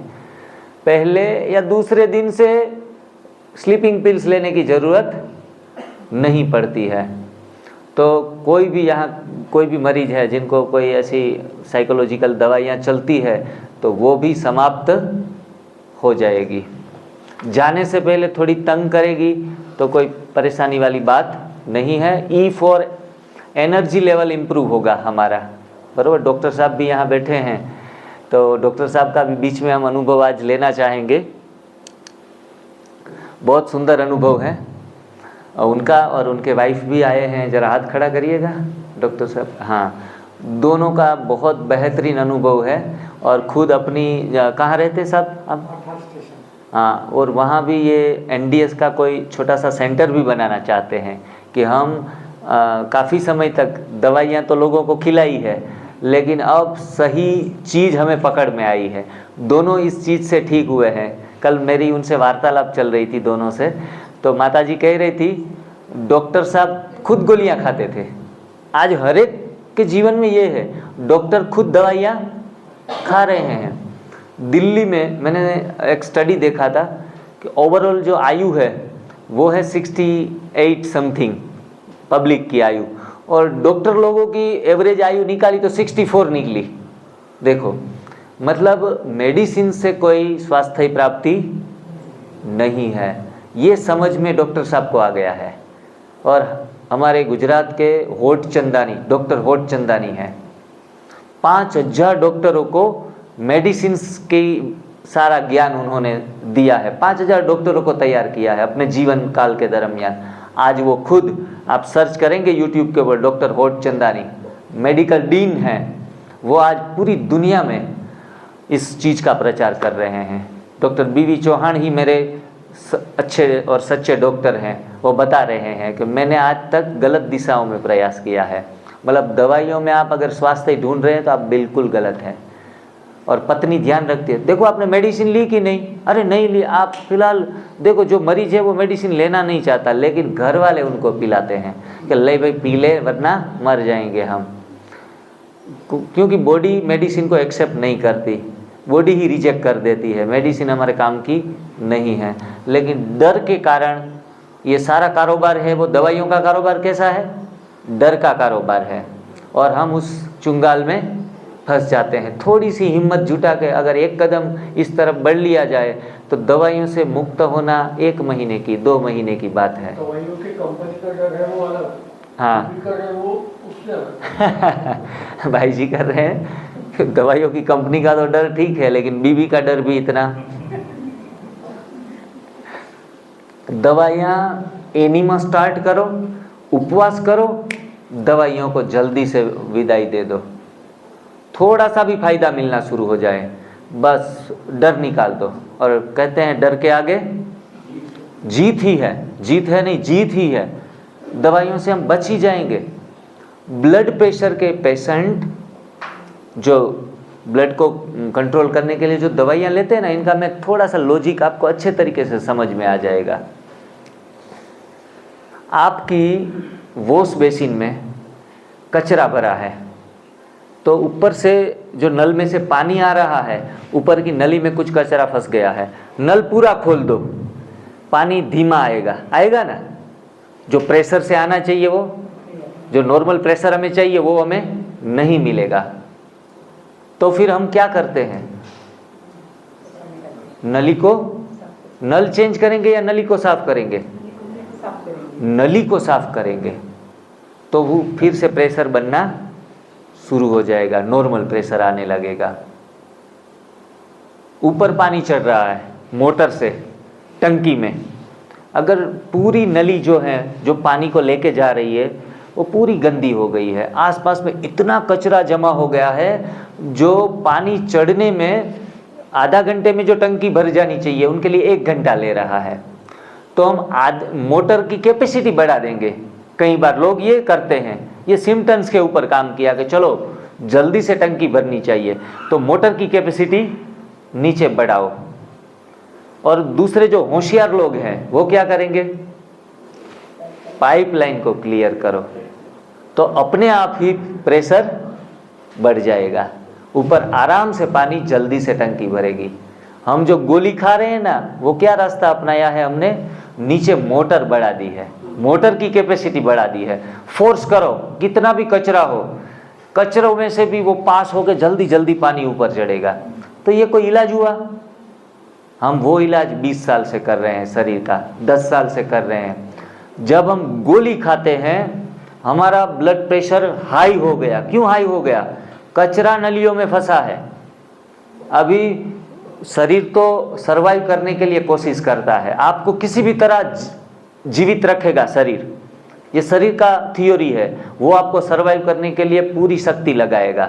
इसीलिए हर एक अंग में खून नहीं पहुंच रहा है, दिमाग में, पैर के तलवों में, तो शरीर अपना प्रेशर बढ़ाएगा कि नहीं, ये नहीं होना चाहिए, खून तो हर एक जगह पर लास्ट सेल तक पहुंचना चाहिए। इसलिए शरीर अपना सही काम कर रहा है। आपका 120 बीपी 160 के ऊपर लेके जा रहा है कि भाई खून पहुंचाओ, वरना तो सारा बखेड़ा हो जाएगा। और हम होशियार लोग 160 का बीपी 120 के ऊपर ला देते हैं गोली खाकर। इसलिए खून हर एक ऑर्गन पे पहुंचना भी बंद हो जाता है जहां पहुंचना चाहिए। जो शरीर ने तो अपना काम किया, क्योंकि आप अपना काम नहीं कर रहे हैं, शरीर को डिटॉक्स नहीं कर रहे हैं, तो शरीर को तो अपना काम करने दो, बीपी बढ़ाने दो, हैं, किसी भी तरह सरवाइव करने दो। लेकिन हम बुद्धू इंसान उनको भी काम रोक देते हैं और बीपी की गोली खा के लो बीपी है तो हाई कर देते हैं, हाई है तो नीचे लेके आते हैं और एक काम और बिगाड़ देते हैं। बीपी की गोली खाना ये होशियारी नहीं है, सरासर मूर्खता है। आप जल्दी से सोचो कि अपने शरीर को जल्दी से नस नाड़ियों में जो भी पके हुए भोजन की कचरे घूम रहे हैं, तेल और घी, उनको निकालने का प्रयास करो। इसलिए तेल घी का सप्लाई बंद करो, पके हुए भोजन का सप्लाई बंद करो और डिटॉक्स जूस, आंवला का जूस है, पपीते का जूस है, हरी पत्तियों का जूस है, सहजन का जूस है, 14 प्रकार के जूस है, लौकी, टमाटर, काफ़ी सारे बॉडी को डिटॉक्स करने वाले जूस है, पीना शुरू करो और जल्दी से जल्दी एनिमा चढ़ा के आंखों को साफ करो, तब जाके काम होगा। ये है वाई थियरी। ये क्या है? Why theory. क्यों हो रहा है हमारे साथ, उनका हमने सॉल्यूशन किया। हमने अभी तक गोलियां खा के हाउ थियरी के ऊपर काम किया। ये कैसे हो रहा है, इनके सिम्टम्स क्या आ रहे हैं, सिम्टम्स के ऊपर काम करना शुरू किया। जब तक सिम्टम्स के ऊपर काम करेंगे हमें कभी भी इलाज मिलने वाला नहीं है। ये बोतल है, यहाँ पड़ी है, इनकी थोड़ी सी हल्की सी परछाई इधर आ रही है मेरी तरफ। अब आप बोलेंगे कि सर ये परछाइयों को हटाओ, तो मैं इनके ऊपर मोबाइल रख देता हूँ, परछाई हटी? नहीं हटी। एक कागज़ रख देता हूँ तो भी परछाई हटी? नहीं हटी। मैंने सिम्टम्स के ऊपर काम करना शुरू कर दिया कि ये परछाई है, किसी भी तरह इनको मैं ढांकने का प्रयास करूं। आज तक हम डॉक्टर के पास मेडिसिन्स लेकर गए, कसरत की, योगा किया, प्राणायाम किया, ये सारा इस प्रकार का प्रयास हमने लगाया। चलो दवाइयों से नहीं ठीक हो रहा है, मॉर्निंग वॉकिंग के लिए निकल जाओ खुली हवा में। फिर इससे काम नहीं बन रहा है, अच्छे योगाचार्य को कनेक्ट करो और योगाचार्य के पास अच्छे अच्छे आसन और प्राणायाम सीखो, कपालभाति करो, अनुलोम विलोम करो, और इन करने से सारी चीज़ें परछाइयों के ऊपर हम काम करते हैं आजीवन, और इनसे हमारी बीमारियां कभी कम भी नहीं होगी, गई भी नहीं। ये हो सकता है कि थोड़ा सा रिलीफ मिले। आप मानो कि 5000 कदम चलते हैं, इन दौरान हमारी कैलोरी बर्न होती है, शरीर की ऊर्जा, इनके कारण 1-2 घंटे 5 घंटे के लिए आपका शुगर कंट्रोल में आएगा। लेकिन इट्स नॉट ए क्योर। हर रोज़ 5 किलोमीटर चलना पड़ेगा और ऐसे हम हर रोज़ शुगर को कंट्रोल करते रहेंगे। ये क्योर नहीं हुआ, ये तो थोड़ा सा आराम ले लिया। तो walking is the best exercise, घूमना चाहिए पहाड़ियों में, लेकिन इनसे स्वास्थ्य ही प्रदान होने वाला नहीं है। आसन प्राणायाम कितने भी चाहे कर लो, बीमारियां जाने वाली नहीं। हमारे डिटॉक्स सेंटर के ऊपर अच्छे अच्छे योग गुरु भी आते हैं, योग कोच भी आते हैं, महिलाएं भी आते हैं जो योग करवाती है, खुद ही 90 kg की होती है और कहते हैं हम अच्छे तरीके से योग भी करती है, बदन भी लचीला होता है, लेकिन कहते हैं मोटापा नहीं जा रहा है, थोड़ा सा हल्का सा थायराइड है। क्यों भाई? योग भगाए रोग तो रोग क्यों नहीं गए? ये सारी थियरी है, हाउ थियरी, सिम्टम्स के ऊपर काम करने वाली। देखो, मेरा क्रिटिसाइज करने का कोई आशय नहीं है, ये सारी चीज़ें मैं एक बार कहता हूँ अच्छी हैं।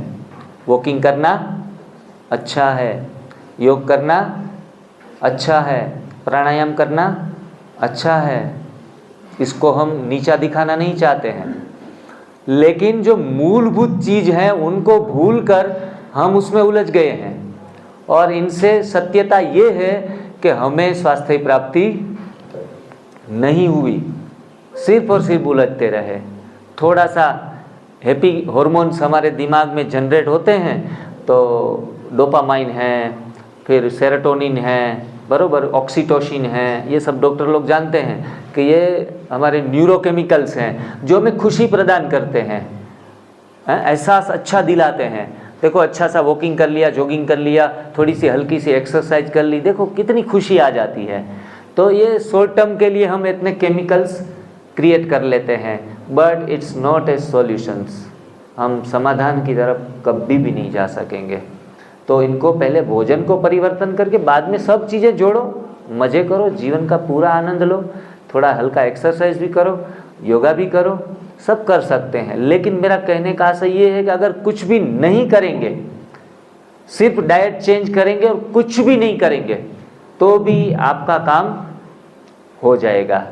उसके लिए समय अगर आपके पास नहीं है तो कुछ भी करने की आवश्यकता नहीं है। कोई कहते हैं हम तो सुबह सुबह तो मॉर्निंग वॉक तो करते ही हैं, उसके बिना हमें चलता नहीं है। नए जूते पहन लेते हैं, नया ट्रैकिंग सूट ले लेते हैं और सुबह सुबह नींद भी कम होती है तो करते हैं, लेकिन वॉकिंग करते हैं। देखो, स्लीपिंग जो हमारी साइकिल है उसको कभी भी डिस्टर्ब नहीं करना है। शरीर जितना भी 6 घंटे मांगता है तो 6 घंटे दे दो, 4 घंटे मांगता है नींद के लिए 4 घंटे दे दो। किसी को शरीर 8 घंटे मांगता है, ज़्यादा बीमार लोग हैं ना, उनको ज़्यादा आराम की ज़रूरत पड़ती है। 18 घंटे मांगता है, बहुत बीमार व्यक्ति को तो 18 घंटे सुला देना चाहिए, तब जाके वो क्योर होगा। रेस्टिंग एंड फास्टिंग दोनों चीज़ें सेहत को ठीक करती है। डॉक्टर लोग क्या करते हैं, देखो ये गोलियां ले लो और आराम करो, ये कहते हैं ना सब, क्योंकि गोलियों से ठीक नहीं होता। लोग 4-5 दिन में ठीक हो जाते हैं, वो आराम से ठीक हो जाते हैं, क्योंकि आराम करना अपने आप में सेहत में सुधार लाना है। जब भी आप ये डिटॉक्स होंगे तब आपको थोड़ा आराम करना पड़ेगा, भाग दौड़ कम करनी पड़ेगी, मेंटल टेंशन कम लेना है उन दौरान, वरना शुगर और बीपी कंट्रोल होने में और 15 दिन 2 महीने लग जाएंगे। थोड़ा रिलैक्स रहना है, नज़दीक के राजयोग सेंटर पे जाके 7 डे कोर्स करो, राजयोग मेडिटेशन करो, दिमाग को कूल रखना पड़ेगा और थोड़ा आराम करना पड़ेगा। जो ज़्यादा बीमार हैं, कम बीमार है वो तो हंसते खेलते ठीक हो जाएंगे।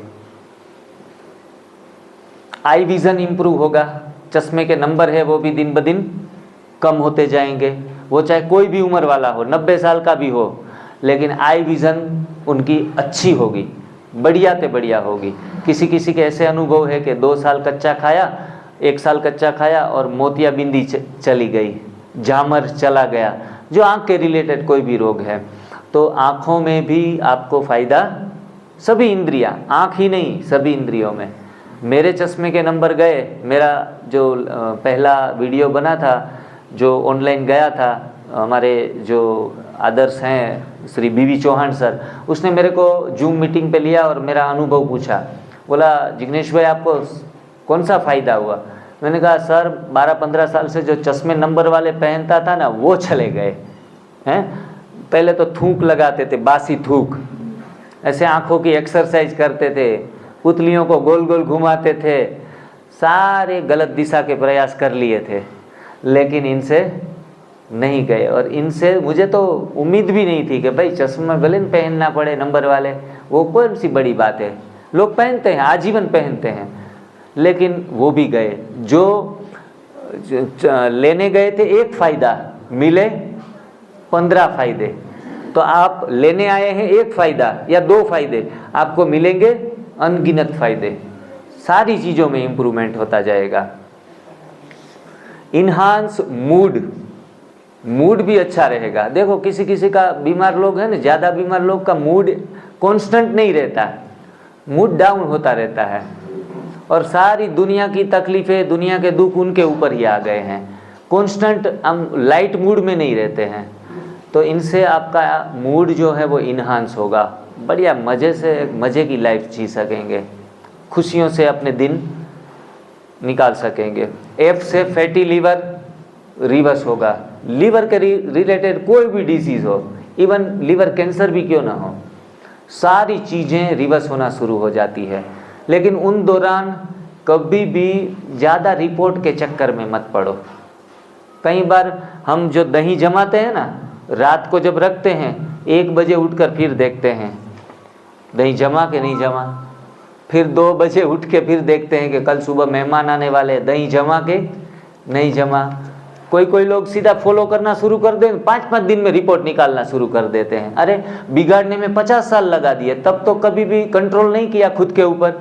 अभी ठीक होने में 5 दिन में ठीक नहीं हो रहे हैं, 50 दिन में पूरा 100% ठीक नहीं हो रहे हैं, तो बस दही जमा के नहीं जमा, क्रिएटिन चेक करवाने चले जाते हैं, दूसरे डॉक्टरों के पास रिपोर्ट करवाने शुरू, बस 500 रुपये, 1000 रुपये, 2000 रुपये, जल्दी से ठीक होना है। देखो पाप कर्म करने में 50 साल लगा दिए, और इसमें हमारा पेशेंस 50 दिन का भी नहीं है।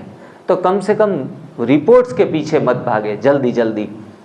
आपको फीलिंग क्या आ रही है, अच्छी फीलिंग आ रही है ना, बस लगे रहो लगे रहो। कोई कैंसर के पेशेंट ठीक हुए हैं ना, कोई कहते भाई रिपोर्ट तो करवा लो, रियल में कैंसर गया कि नहीं, कि खाली अच्छे भाग रहे हैं, दौड़ रहे हैं और अच्छे तरीके से बॉडी के मूव्स हो गए हैं, तो आपने समझ लिया कैंसर गया। तो देखो ऐसे पेशेंट आज 7-7 साल से जी रहे हैं, 8-8 साल से जी रहे हैं, जिन्होंने रिपोर्ट बाद में करवाने का जरूरी नहीं समझा, क्योंकि जेब में पैसे भी चाहिए। किसी को तो जेब में रिपोर्ट करवाने के पैसे भी नहीं होते, क्योंकि एक रिपोर्ट 5-5 हज़ार के भी होते हैं, 2-2 हज़ार के भी होते हैं। तो बोला कि हम ये खाम खा अपने पैसे बर्बाद नहीं कर सकते। बोला कल जाके कैंसर निकलेगा तो बोला डॉक्टर ने तो बोल दिया था 6 महीने का खेल है, अभी 7 साल हो गए हैं, जी रहे हैं। एक भाई तो फिर भी परिवार के दबाव से रिपोर्ट करवाने के लिए गए, जिस डॉक्टर के पास उनका कैंसर का ट्रीटमेंट चल रहा था, वहाँ जाके गए कि डॉक्टर साहब हैं, ये रिपोर्ट करवाना है मेरे को कि कैंसर चला गया कि नहीं। तब पता चला डॉक्टर साहब मर गए थे, हाँ वो चल बसे थे, क्योंकि जो गलत लाइफस्टाइल जीता है वो चल बसते हैं, ये जिंदा रह जाते हैं। सच्चा डॉक्टर कौन है? जो खुद दवाइयों से मुक्त हो और दूसरों को दवाइयों से मुक्त कराएं, इनको ही हम सच्चा डॉक्टर कहेंगे। सबसे अच्छा डॉक्टर वही है जो खुद दवाइयों से मुक्त हो और दूसरों को दवाइयाँ खिलाता ना रहे आजीवन। हाँ, आजीवन खिलाने से मरीज को फ़ायदा नहीं होता, डॉक्टर को फ़ायदा होता है, क्योंकि अपना गुजारा चलता रहता है। लेकिन दूसरों को दवाइयों से मुक्त करे, वही सबसे अच्छा डॉक्टर है। सबसे अच्छी चिकित्सा कौन सी है? सबसे अच्छी चिकित्सा है भोजन को सुधार करना। इनसे अच्छी चिकित्सा आज तक न बनी है, न पहले आगे भी बनेगी। आहार ही सबसे बड़ी चिकित्सा है। अब आप अपने आहार को परिवर्तन करो। आहार ही औषधि है। औषधियाँ ढूंढने के लिए जंगल में जाने की ज़रूरत नहीं है, जड़ी बूटियाँ ढूंढने के लिए भाग रहे हैं। अरे जड़ी बूटियाँ आपके किचन में ही है। जो आप पालक, पुदीना, धनिया, जीरा, अजवाइन, सारी चीज़ें पड़ी है आपके किचन में, ढूंढ रहे हैं बाहर। मृग जड़, जो मृग तृष्णा होती है ना, क्या एग्जाम्पल देते हैं वो, मृग की नाभि में क्या होता है? हाँ, कस्तूरी नाभि में होती है, खुशबू आती है और ढूंढने पूरा जंगल छान लेते हैं कि कहाँ से खुशबू आ रही है। हमारे किचन में ही हमारे औषध पड़े हैं और हम भटक रहे हैं। चलो जिग्नेश भाई पोरबंदर से आए हैं और बताएंगे कि कौन सा पत्ता सबसे ज़्यादा फायदा देता है, और वो चले जाते हैं जंगल में। और फलानी पत्ती ढूंढ के लाओ। देखो कोई कैंसर वाला होता है तो शीशम की पत्तियां ढूंढने में लग जाते हैं। अरे हमारे यहाँ पालक की पत्तियां खा के भी कैंसर के पेशेंट ठीक हुए हैं। चलो शीशम की पत्ती मिलती है तो अच्छा है, उसको प्रयोग में लाओ। वो जवेरा क्या बोलते हैं हिंदी में, तो गेहूं के ज्वारे वो मिलते हैं तो अच्छा है। लेकिन मैं आपको कहना चाहूँगा कि पर्टिकुलर चीज़ के पीछे भागकर दिमाग को खराब ना करो, रिलैक्स रखो अपने आप को। पालक नहीं मिल रहा है तो छोड़ो, धनिया ले लो। धनिया नहीं मिल रहा है तो पुदीना ले लो। हरी पत्तियाँ होनी चाहिए, वो खाने लायक होनी चाहिए, उनसे आपकी सभी बीमारियाँ जाएगी। इसलिए अभी तक जितना भी उलझना था उलझ लिया, 50 साल 60 साल। अब पर्टिकुलर कोई ट्रीटमेंट के बेस के ऊपर काम नहीं करना है, सारी बीमारियां ख़त्म होगी। फैट बर्निंग, पेट तो कोई कहता है कि सब कुछ अंदर जाता है लेकिन पेट अंदर नहीं जाता, कितना प्रयास जोड़ लेते हैं, लेकिन एनडीएस में तो सबसे पहले पेट ही अंदर जाता है, जल्दी से जल्दी ठीक होना शुरू हो जाता है।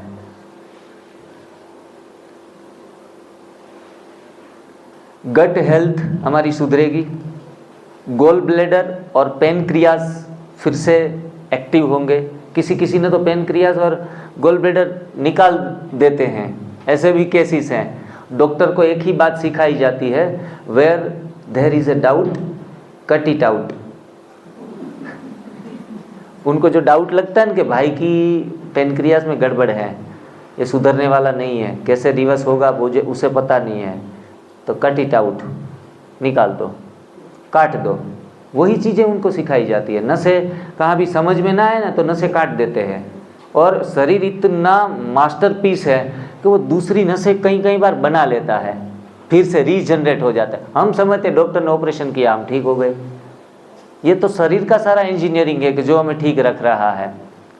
लेकिन हम गलत दिशाओं में गलत मान्यताओं के साथ जीते रहते हैं। हंगर विनिंग, भूख के ऊपर कंट्रोल आएगा, इम्यून सिस्टम इम्प्रूव होगा, हमारे शरीर के अंदर जंक रिड्यूस होंगे, किडनी प्रॉब्लम सॉल्व होंगे, लंग फंक्शन इम्प्रूव होंगे। लंग कैंसर भी हो तो उसमें भी फ़ायदा मिलेगा, लॉन्ग लाइफ अच्छे तरीके से जी सकेंगे। मनी सेविंग होगा, देखो ना घर में तेल आएगा, ना शुगर आएगा, ना सोल्ट आएगा, काफ़ी सारी चीज़ें बंद हो जाएगी हैं। और एनडीएस फैमिली तो आज के स्वर्ग का फैमिली है, क्योंकि चूल्हा जलाना ही नहीं है, मतलब नारी की पूर्ण आज़ादी है। हमने तो लोग कहते हैं जब भाई लोग शादी करते हैं ना तो शुरू में मंगनी होती है तो कहेंगे कि हम आपको रानी की तरह रखेंगे। बहन भी समझती है जल्दी से मैं अपना पियर छोड़ूं और ससुराल में जाऊं, जो भी सुख मैंने यहाँ नहीं देखे वो वहाँ देख लूँ। और थोड़े दिन, 1 महीना 6 महीना उनका जो मंगनी का शादी का करंट रहता है, और ऐसे समझते हैं कि वो राजा है और हम रानी है किसी। और फिर वो देखने में आती है कि बर्तन मांज रही है, कपड़े धो रही है, और पकाया हुआ भोजन सुबह भी बना रही है, दोपहर भी बना रही है, और शाम को भी बना रही है, मेहमान को भी संभाल रही है। तब जाके उनको रियलाइज़ होता है कि ये तो मैं मूर्ख बन गई हैं। बनने चली थी रानी, बन गई नौकरानी। पूरा जीवन बर्बाद कर देते हैं। तो एनडीएस नारी के मुक्ति का मार्ग है। पति को अच्छे तरीके से समझा दो ना तो आपकी तो मज़े ही मज़े हैं, और पूरा परिवार समझ जाए ना तो माताएं बहनों के ऊपर तरस आता है। इतना समर्पित जीवन जीती है एक परिवार के लिए, पूरा जीवन ख़त्म कर देती है। और इनसे थोड़ा हमें ऊपर उठना है। आज मेरी युगल है ना कृष्णा, तो वो आज इतनी मुक्त हो गई है, बात मत पूछो। बोला मैं तो बहुत भाग्यवान हो गई, सुबह से लेकर शाम तक मुझे पूछती है क्या पीना है, क्या खाना है, कौन सी चीज़ बनाऊं, सारी झंझटों से मुक्त। और इसमें भी मैं महीने बाहर रहता हूं।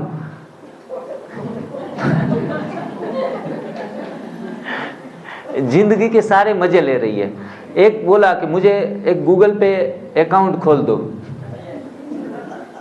कुछ भी पैसे हैं तो पैसे मांगने की भी जरूरत नहीं है। तो ये सही अर्थ में नारी की आज़ादी है। मैं एक व्यक्ति को ऐसे छुड़ा सका हूँ अपनी युगल को, लेकिन मैं देखना चाहता हूँ भारत की हर एक नारी अपने पति के, अपने परिवार के बंधन से आज़ाद होकर जिए। ट्रस्टी बन के उनकी सेवाएं करे, संभाले, लेकिन इतनी जिम्मेवारियों का बोझ लेते लेते अपना जीवन खत्म न करे। अरे 1 घंटे मुरली सुनने जाना है तो उनको कितने प्रोग्राम बनाने पड़ते हैं, बाप रे, घर पे जाके जल्दी से ये बनाना पड़ेगा, चाय बनानी पड़ेगी, वो चिल्लाएंगे, पूरा भगवान की भक्ति, परमात्मा का ज्ञान भी प्राप्त नहीं कर पाती है आज। तो एनडीएस तो कमाल की चीज़ है। मनी सेविंग होगा, मेटाबॉलिज्म इम्प्रूव होगा, मेंस्ट्रुअल प्रॉब्लम सॉल्व होंगे, माइंड कंट्रोल होगा, मूड इन्हांस होगा, मस्कुलर पेन है वो सारे खत्म हो जाएंगे, मेंटल क्लैरिटी भी आएगी, नेचुरल लाइफस्टाइल से जीवन भी नेचुरल हो जाएगा और हमारा नेचर भी इम्प्रूवमेंट होगा। स्वभाव है, जैसा अपना स्वभाव वैसा अपना प्रभाव, ऐसा कहा जाता है। स्वभाव शीतल रखो, प्रभाव भी बढ़ेगा। पूरे दिन चिड़चिड़ापन रहता है, क्यों? Fire creates fire. पका हुआ खाएंगे, फायर डालते रहेंगे तो फायर ही होगा। किसी को काटने दौड़ते हैं, अरे इसको तो बुलाने जैसा ही नहीं है, जरा सा बोलो चिढ़ जाता है, क्योंकि चिढ़ने वाली चीज़ें ही हम सप्लाई कर रहे हैं शरीर के अंदर। तो नेचर इम्प्रूवमेंट होगा, ओवर थिंकिंग चला जाएगा, ओवर ईटिंग चला जाएगा, ऑक्सीजन लेवल बढ़ेगा, ओवरीज प्रॉब्लम जो भी हैं वो ख़त्म होंगे, पीसफुल लाइफ होगा, शांति, सही अर्थ में जो शांति वाली ज़िंदगी बनेगी। पेनक्रियास हो या फिर पैरालाइज हो, पैरालाइज वाले लोग भी 18-18, 20-20 दिन में चलना फिरना शुरू कर देते हैं। हमारे पास तो हम तो 3 महीने का बोलते हैं, आपको भी 3 महीने का बोल रहे हैं कि 3 महीने पहले फ़ोन मत करिए कि कुछ हुआ कि नहीं हुआ, लेकिन जो शिद्दत से करता है ना वो 15 दिन, महीना दिन में पा लेता है। लेकिन हम अगर हम कहेंगे ना 15 दिन, महीना दिन में सब कुछ हो जाएगा, तो हमारा दिमाग खाना। अभी आज मैं यहाँ हूँ ना, इतने सारे फ़ोन कॉल्स आ गए, 8-8, 10-10 मिस कॉल लगा लेते हैं। 5 दिन हुए नहीं कि बोला कि सर हमें तो ये दिक्कत आ गई और आप फ़ोन भी नहीं उठा पा रहे हैं, आप तो जिम्मेवार व्यक्ति ही नहीं हैं, देखो। और उल्टा करने गए थे भला लोगों का, खा रहे हैं गालियाँ भी देते हैं लोग। फ़ोन जब नहीं उठता है ना, आप तो बहुत बड़े इंसान हो गए, आप तो फ़ोन तक में बात भी नहीं करते। अरे आप सिचुएशन देखो, लेक्चर में हैं, किसी को गाइडेंस दे रहे हैं, आपको यहाँ 3 दिन समय दिया है, अब इन समय में मैं फ़ोन पे लगा रहूँगा, 5 लाख लोग हैं, तो आप कहेंगे सर फ़ोन पे बात करनी थी तो घर पे ही कर लेते, हमारे लिए आपको वक्त ही नहीं है। तो हर चीज़ संभव नहीं होती। वहाँ डिटॉक्स सेंटर पे इतने सारे पेशेंट होते हैं, मैं उनको छोड़ के फ़ोन पे कैसे बात कर सकता हूँ? मतलब मैं बहुत फ़ोन पे कम रहता हूँ। दूसरे 2-4 नंबर हैं, आप चैट मैसेज भेज सकते हैं, वॉइस मैसेज भेज सकते हैं, तो मैं अपने समय पे ऊपर थोड़ा देख के उनका आंसरिंग, या फिर अपने नज़दीक वाले, देखो हम तो गुजरात में हैं, यहाँ महाराष्ट्र में उत्तम भाई बैठे हैं और उत्तम कार्य कर रहे हैं अपना, उनके पास पूरा नॉलेज है, सारी चीज़ों से बाहर निकले हैं, इस चीज़ में से कौन सी चीज़ में कौन सा प्रोसेस करना पड़ेगा, सारी चीज़ें जानते हैं। तो नज़दीक वालों से भी उनका राय लेके भी हम आगे बढ़ सकते हैं। Peaceful life, pancreas paralysis solve और पैरासिस्टिक मूवमेंट आंतों की बढ़ेगी, प्रोस्टेट के प्रॉब्लम कोई भी हो वो ख़त्म होंगे, क्वालिटी ऑफ लाइफ मिलेगी, रेड ब्लड सेल्स इंप्रूव होंगे शरीर में, वो चाहे वाइट ब्लड हो या रेड ब्लड हो, स्पिरिचुअलिटी, सेल्फ कॉन्फिडेंस बढ़ेगा, स्लीपिंग क्वालिटी इंप्रूव होगी, भले कम नींद आए लेकिन अच्छी क्वालिटी वाली नींद आएगी। कोई कंप्लेन करता है सर जब से एनडीएस और कच्चा खा रहे हैं ना, रात को 3 बजे उठ जाते हैं, 4 बजे उठ जाते हैं। तो मैंने कहा तो कोई बात नहीं है, तो अच्छा हुआ, वरना आपको कोई उठाने के लिए ज़रूरत पड़ती थी, तो अपने आप ही अमृत वेला हो रहा है। एक भाई, अभी हम सिरसा गए थे, नाम था उनका बाबूलाल सोनी, वहाँ का हरियाणवी था। बोला सर जी कमाल हो गया। बोला, मैंने कहा एनडीएस से बहुत कुछ फ़ायदा मिला। मैंने कहा बताओ फ़ायदा सुनाओ। तो बोला एनडीएस करने से हमारे घर में चोरी होते होते बच गई। मैंने कहा काफ़ी सारे फ़ायदे सुने थे लेकिन ये चोरी होते होते बच गई, कमाल है। बोला मैं तो 8-8 बजे तक सोया रहता था, अब अच्छे तरीके से 3 महीने से कर रहा हूँ ना, तो रात को 9 बजे नींद आ जाती है। पहली बात तो 2 बजे तक नींद नहीं आती थी, इनके बजाय 9 बजे नींद आ जाती है। और उल्टा मैं सोचता हूँ कि सुबह 6 बजे आराम से उठूँ, इनके बोले 2:30 बजे नींद खुल जाती है। और चोरों का समय 2 से 4 के बीच में रहता है, और उनके घर में चोर घुसे। एक चोर था बड़ा हट्टा कट्टा पहलवान, और वो भी बाबूलाल भी एकदम हट्टे कट्टे, और वो जाग रहे थे। चोर को पता नहीं कि ये NDS वाले हैं, और सीधा उनको पता चला और जोर से चिल्लाए, और चोर तो सीधा भागा और बड़ी सी जो दीवार थी उनको फांद के उस तरफ भागने का प्रयास किया। और बाबूलाल सोनी जिनकी उम्र 72 ईयर्स और चोर था 30-35 साल का, लेकिन बाबूलाल इतने स्फूर्तिले कि वो चोर के पीछे दौड़े, और चोर जब दीवार पकड़ के छानने लगा तो उसका पैर पकड़ लिया। देखो इतनी स्फूर्ति 72 साल के, और जब पैर पकड़ा, निचला हिस्सा पाँव का हिस्सा हाथ में आ गया, अब मैं नहीं छोड़ूंगा, अब तेरे को पूरी धुलाई कर दूंगा। उधर बहुत पहलवान, हरियाणा के लोग पहलवान होते हैं, थोड़े हाइट बॉडी, और चोर की तो आ बनी। और चोर ने इतना प्रयास लगा दिया छूटने में, फिर लास्ट में बाबूलाल ने कहा कि चोर तो पकड़ में नहीं आया, लेकिन वो जूता निकाल गया। वो जूता जोर से पैर खींचा ना तो जूता रह गया, एक जूता लेके चला गया। कोई भी चीज को पॉजिटिव भी ले सकते हो, नेगेटिव भी ले सकते हो। आपका माइंड सेटअप कैसा है? कोई NDS फॉलो करता है तो उसके पास कंप्लेन ही सुनते रहते हैं, देखो ये हो रहा है, गैस बढ़ रहा है, थोड़ा दर्द हो रहा है, कुछ सब कुछ होगा, उनसे बच नहीं पाएंगे। ठीक होने से पहले काफ़ी कुछ होगा। अब शिकवे शिकायतों का समाधान करो, उनका संन्यास कर लो, बस शुक्रिया करते रहो। है भगवान, आज इतना इम्प्रूवमेंट आया, 5% इम्प्रूवमेंट आया, 10% इम्प्रूवमेंट के सामने देखना है। T सेल्स नए जनरेट होंगे, जो कैंसर, जो NDS करता है उनको कैंसर होने का चांस ही नहीं है। 16 घंटे जो व्यक्ति हर रोज फास्टिंग कर लेता है 24 घंटे में, तो उनको कैंसर आ ही नहीं सकता आगे के लिए, और है तो चला जाएगा। टेस्ट क्वालिटी इम्प्रूव होगी, टेस्ट ऑन टंग, जीभ में स्वाद आने लगेंगे अलग अलग प्रकार के, सारे टेस्ट बर्ड जाग जाएंगे। टाइम सेविंग भी होगा, कम समय में ज़्यादा काम कर सकेंगे, समय की बर्बादी नहीं होगी। थर्ड आई ओपन होगी, किसी भी गुरु के पास जाने की ज़रूरत नहीं पड़ेगी, अपने आप ही त्रिनेत्री बन जाएंगे। यूरिनरी प्रॉब्लम या यूरिन प्रॉब्लम जो भी हैं, किसी को रुक रुक के यूरिन आ रहा है, किसी को बिल्कुल बंद है, सारी चीज़ें समाप्त होगी। लेकिन वेट एंड वॉच। फिर बहनों को वेजाइनल प्रॉब्लम कुछ भी हो वो भी समाप्त होंगे। वेस्ट पेन, कमर का दर्द जाएगा, विल पावर बढ़ेगा, और यंग फॉर एवर। देखो ये ABCD सुना रहा हूँ, Y तक पहुँच गए हम। यंग फॉर एवर मतलब बूढ़ा होने का कोई चांस ही नहीं है इसमें। NDS में बूढ़ा होने का चांस ही नहीं है। मैं 35 साल में बूढ़ा था, अब 45, 10 साल के बाद आज झूमता हूँ, नाचता हूँ, गाता हूँ, पूरा भारत घूमता हूँ। मतलब 10 साल मैं ऐसा फील करता हूँ मैं 35 से 25 पे आके रुक गया हूँ। आप भी जो भी 70 साल के हैं, हमारे साथ हमारे एक MP के बड़े सेट्स जुड़े हुए हैं, वो 72 के थे।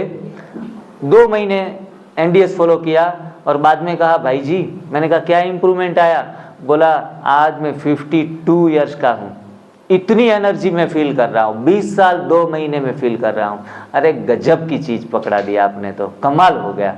और अब मैं आपके लिए क्या कर सकता हूँ? मैंने कहा हमें तो एक सेंटर बड़ा खोलना है। बोला मेरे पास 3 शोरूम हैं मिठाइयों के, और आपने एक रील्स भेजी थी, रील्स में लिखा था कि लोग सरहद पे कम मर रहे हैं, मिठाइयाँ खाकर ज़्यादा मर रहे हैं। वो एक मिठाई की दुकान पे जाके हमने ये रील बनाई थी। तो उनकी बात बिजनेस मिठाइयों का, लड्डू गोपाल ब्रांड है विशाखापट्टनम में, बहुत फेमस है, हल्दीराम के से भी ज़्यादा। वो सेठ संपर्क में बोला मुझे 4था शोरूम खोलने का 3 करोड़ का खर्चा करके, और मैंने अब डिसीजंस ले लिया है। 72 साल तो हो गए हैं, अब इंसानों को ख़त्म करने की बारी ख़त्म, अब मेरे को दूसरों के लिए जीना है, मुझे नया जीवन अच्छा मिला है। अब मैं एक डिटॉक्स सेंटर खोलना चाहता हूं, और मैं इस दिसंबर के एंड तक आपको इंफ्रास्ट्रक्चर पूरा कंप्लीट करके दे दूंगा। जो मैं पैसे मिठाइयों के शोरूम में लगाना चाहता था वो मैं NDS सेंटर खोलने में लगाऊंगा। बस एक हमारी कंडीशन है, बाद में मैं खर्चा नहीं दे पाऊंगा उनको चलाने के लिए, लोगों के पास से खर्चा आपको लेना पड़ेगा। मैं आपको बना के दे दूंगा, जगह दूंगा, कमरे दे दूंगा, और लाइट बिल भी आपको भरने हैं, उनका जो भी मेंटेनेंस है वो आपको करना है। मैंने कहा हम चला लेंगे, ऑलरेडी हम 4 मकान का भाड़ा 1 लाख के आसपास दे रहे हैं अभी फ़िलहाल। मैं यहाँ हूँ तो लाख रुपए तो वहाँ पर डे के 3000 चढ़ रहे हैं, इसलिए कोई चीज़ में 5-50 रुपये ज़्यादा बढ़ा देते हैं, कोई चीज़ रखते हैं, मानो कि एनिमा पोट बेच दिया, ग्रीन जूस का पाउडर बेच दिया, डिटॉक्स पाउडर बेच दिया, तो 50 रुपये मार्केट से ज़्यादा रखते हैं, जिनके कारण ये सेवाएं अच्छे तरीके से चलती रहे। फिर भी लोग कंप्लेन करते हैं, अरे भाई वहाँ तो इतने में मिलता है, आपके पास 25 रुपये ज़्यादा ले लिए, लेकिन सिर्फ और सिर्फ आपका धन भी सही जगह पे सेवाओं में जा रहा है, इस तरीके से यूज़ कर रहे हैं। तो सबके लिए खुश खबर है कि एनडीएस का अभी तक जो सेंटर नहीं बना, इतना बड़ा सेंटर बनने जा रहा है। और सारे, मेरा तो एक ही स्वप्न है, बाबा के सभी बच्चे वहाँ आए, और जो भी सरेंडर हैं, उत्तम भाई है, हमारी सविता दीदी हैं, सुषमा दीदी हैं, जो भी सरेंडर है, उनके लिए तो 5-10 दिन के लिए जो डिटॉक्स करने आएंगे ना, उनकी तो फीस भी नहीं लेंगे, निःशुल्क करेंगे उनके लिए। और खर्चा चलाने, जब परमात्मा इतना देगा कि जब दूसरे लोगों के पास से भी हमें हाथ फैलाने ना पड़े, बाबा की भंडारी रख देंगे, जिसको जितना डालना है डालो, बात खत्म, पैसों वाली बात ही नहीं होगी। लेकिन शुरुआत में मुझे लगता है 1-2 साल थोड़ा चार्ज 1000-2000 रख के शुरू करना पड़े बस। वहाँ मध्य प्रदेश में जबलपुर से 200 किलोमीटर दूर है। तो ये सारी चीज़ें जो स्वप्न देखता था मैं 5 साल पहले, और उत्तम भाई को भी मैंने बताया था, पहली बार मैं जयसिंहपुर गया ना, तो मैंने उनको कहा कि मुझे, उत्तम भाई जैसे बाबा का सेंटर होता है ना, मुझे स्वास्थ्य सेंटर खोलना है। तो उत्तम भाई ने एक ही शब्द कहा था, भाई लगे रहो, मेहनत करते रहो, बाबा सब करेगा, बस आपकी नीयत में खोट नहीं आनी चाहिए, काम करते रहो, बाबा आपके हर ख्वाब, और दूसरों के लिए जो ख्वाब देखते हैं वो तो अपने आप ही अवश्य पूरे होते हैं। तो बाबा ने अभी ट्रेनिंग दे रहे हैं हमें, वहाँ मकान गुजरात में पोरबंदर में भाड़े पे लेके 7-8 कमरे रख दिए, और सभी लोगों को ठीक करने का प्रयास कर रहे हैं, और जो लोग अच्छे तरीके से फॉलो कर लेते हैं वो सब ठीक भी हो रहे हैं। तो यंग फॉरएवर रहेंगे, एक्सरे, सीटी स्कैन, रिपोर्ट्स, सब चीज़ों से आज़ादी मिल जाएगी। और लास्ट में जेड, मतलब 0 फिगर रहेंगे, कभी कमर ज़्यादा हो गई, कभी पेट बढ़ गया, कभी थाई बढ़ गई, कुछ नहीं होगा, एकदम मस्त रहेंगे, झूमते रहेंगे, गाते रहेंगे, और आनंद और खुशियों में नाचते रहेंगे बस। हाँ, एक बात जरूर बता दीजिए, डॉक्टरों ने हम लोगों के दिमाग में बहुत भर दिया है कि अगर जो मसल यूज नहीं किए करेंगे तो मसल लॉस होता है, तो जिम में भी जाना चाहिए, वॉकिंग भी करना चाहिए, it is essential part of living. जी, तो कितना आप कह रहे हैं कि जरूरी नहीं है जी, तो बड़ी कॉन्ट्राडिक्टरी बात है, क्योंकि ये चीज़ें किसको ज़रूरत पड़ती है? देखो, जो पाप करता है उसको गंगा नदी पे स्नान करने जाना पड़ता है कि भाई पाप धुल जाएं थोड़े से, दूसरे हथकंडे इसलिए अपनाने पड़ते हैं। हम तो किसी भी प्रकार का पाप कर ही नहीं रहे हैं, शरीर के साथ कुछ गलत दे ही नहीं रहे हैं। और जब आप कुत्ते को देखो, बिल्ली को देखो, कोई एक्सरसाइज या जिम की ज़रूरत नहीं है, जब इनके रियल फूड में वो रहते हैं तो चलते फिरते रहते हैं। जब हम रियल फूड लेंगे ना तो अपने आप ही फिजिकली हम एक्टिव रहेंगे, अपने आप नेचुरली। वो तो अननेचुरली जिम में जाके एक्टिव हो रहे हैं, वो तो अपने, अगर आप स्वस्थ हैं, आप हाथ पैरों में जान हैं, तो आप चेयर पे बैठे रहेंगे, घूमेंगे फिरेंगे, मौज करेंगे, थोड़ा सा हल्का फुल्का बीबी को काम है तो उसमें भी हाथ बटाएंगे, क्योंकि एनर्जी है। एनर्जी वाला इंसान अपने मसल्स को यूज़ किए बिना रह ही नहीं सकता। ओके, हाँ हाँ हाँ, एक गीत बजा दो स्ट्रेचिंग के लिए, थोड़ा सा 1.5 घंटे आपको मज़ा आया?